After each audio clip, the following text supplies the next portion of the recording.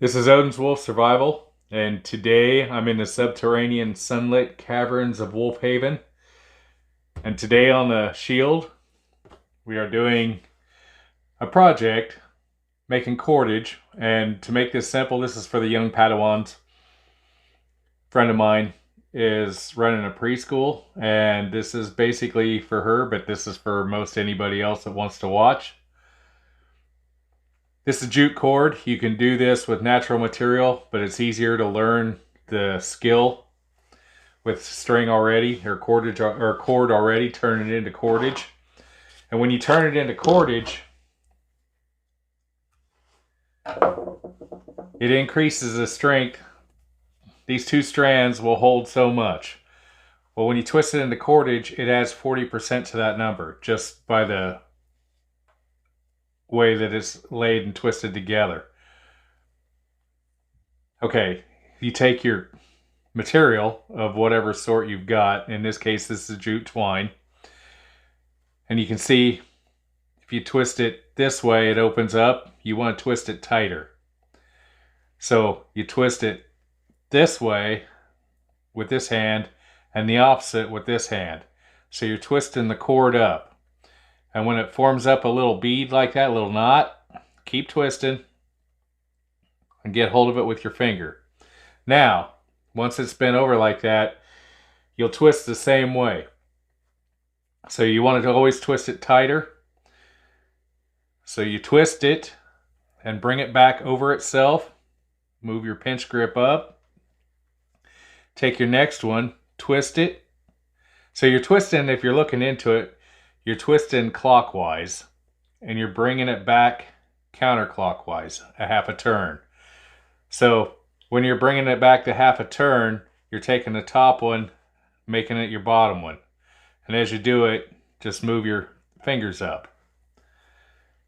So it's just a continuation of doing that. And you end up with something that looks like that.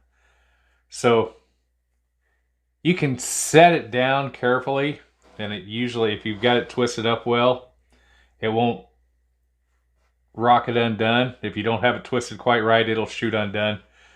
If you go the opposite way, oh yeah, you'll have problems. But you just keep doing it.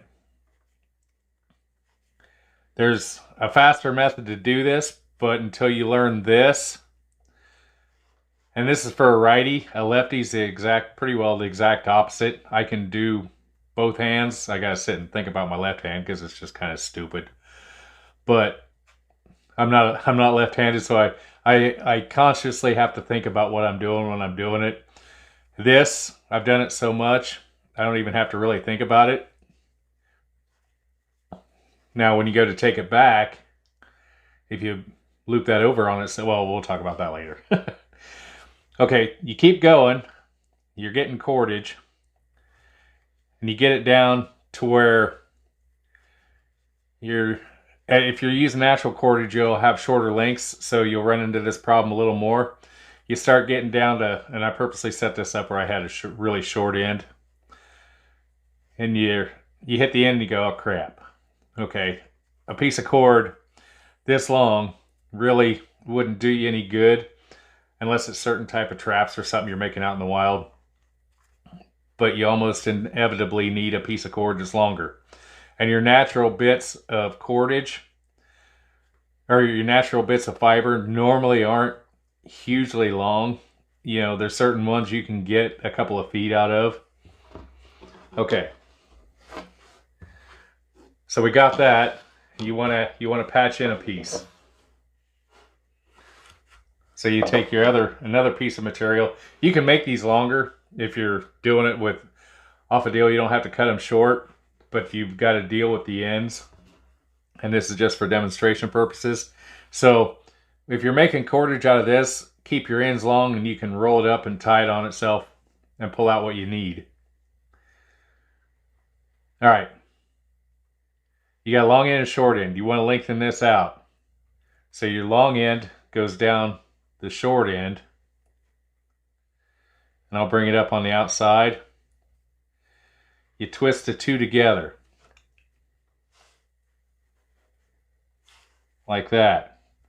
bring it down over, and you take your other end, you twist the two, just like continue like you're doing. But you got the two ends tied together. That way it makes a joint that's really strong. It's a little bit thicker, as you can see, but you don't have a weak point. Because if you just twisted the two together, you'd have a spot that wanted to pull apart.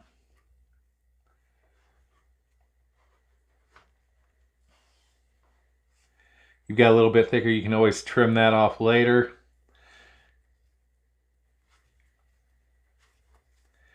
You get down, twist it together again, like you just was doing first off. And there you have it.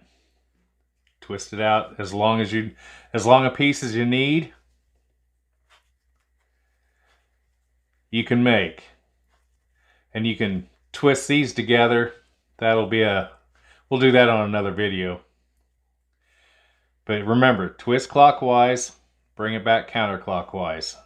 Twist clockwise until it's tight. You're tensioning. Everybody twists it a little different, but you'll get to where you twist it to the same tension each time, and that makes your cord nice and smooth. And when you're working with natural materials, it won't necessarily come out quite this pretty until you work with it a lot. But that's making cordage. Very simple. It's something that everybody should know how to do. Most people that have been doing this for quite a while know how to do it, but they're probably out of practice because they don't do it very often. I've been making a bunch of this. I've got an upcoming project that I'm going to do. So I've got hundreds of yards made. But there it is. That's making cordage. That's how you make cordage.